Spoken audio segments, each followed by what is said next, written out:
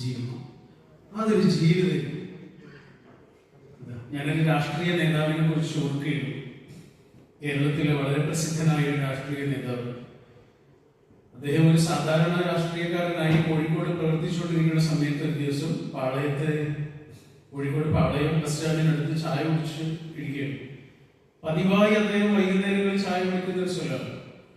ആ സ്ഥലത്ത് അദ്ദേഹം എത്തുന്ന ദിവസം മിക്കവാറും അവിടെ ഒരാൾ തൂപ്പുകാരനായ ചെറുപ്പക്കാരൻ അവിടെ ഇങ്ങനെ ജോലി ചെയ്യുന്നുണ്ട്. ഇദ്ദേഹം അവനെ ഇങ്ങനെ ശ്രദ്ധിക്കും.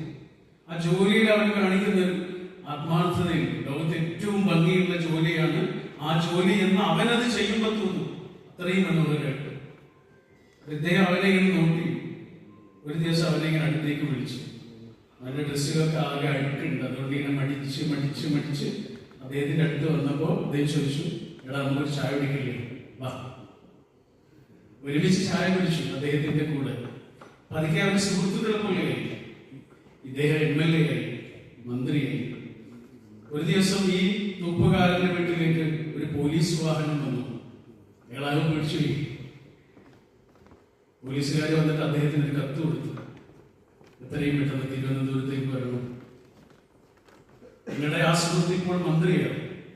മന്ത്രിയുടെ സ്റ്റാഫിൽ ഒരു അംഗമായി താങ്കളെ തെരഞ്ഞെടുത്തിട്ടുണ്ട്. തിരുവനന്തപുരത്തേക്കുള്ള ടിക്കറ്റുമായിട്ടാണ് പോലീസ് വന്നിട്ട്. തൂപ്പുകാരനായിട്ട് ജോലി ചെയ്തത് എത്ര ആത്മാർത്ഥതയോടെയാണോ അത്രയും ആത്മാർത്ഥതയോടെ വിദ്യാഭ്യാസ മന്ത്രിയുടെ സ്റ്റാഫ് അംഗമായി പ്രവർത്തിച്ചു. ആ വിദ്യാഭ്യാസ മന്ത്രി പിന്നീട് ഉപമുഖ്യമന്ത്രിയും മുഖ്യമന്ത്രിയും MP-യും ഒക്കെ ആയിട്ട് മാറി. കാലങ്ങൾ കഴിഞ്ഞു അദ്ദേഹം 58-ാമത്തെ വയസ്സിൽ മരിച്ചു പോവുകയും ചെയ്തു. ഈ തൂപ്പുകാരൻ അദ്ദേഹത്തിന്റെ മരണത്തിന് ശേഷം വിവാഹം കഴിച്ചിട്ട് ഒരു കുട്ടിയുണ്ട്. കുട്ടിയുടെ ചോറൂണിന് ഗുരുവായൂരിലേക്ക് പോകുന്നതിനിടയിൽ ആ ജീപ്പ് ഇങ്ങനെ കോഴിക്കോട് നഗരം കഴിഞ്ഞ് നടക്കാവിലെത്തിയപ്പോ വണ്ടി നിർത്താൻ പറഞ്ഞു. കൂടെ അമ്മ മാത്രമേ ഉള്ളൂ. ഡ്രൈവറോട് ഇങ്ങനെ വണ്ടി നിർത്താൻ പറഞ്ഞു. ആ പഴയ തൂപ്പുകാരൻ അമ്മയോട് പറഞ്ഞു, അമ്മ, ചോറൂണ് നമുക്ക് ഗുരുവായൂരിലാക്കാം, പക്ഷെ കുട്ടിക്ക് പേരിടൽ ഇവിടെ ഒരു ഖബറിനടുത്ത് വേണം.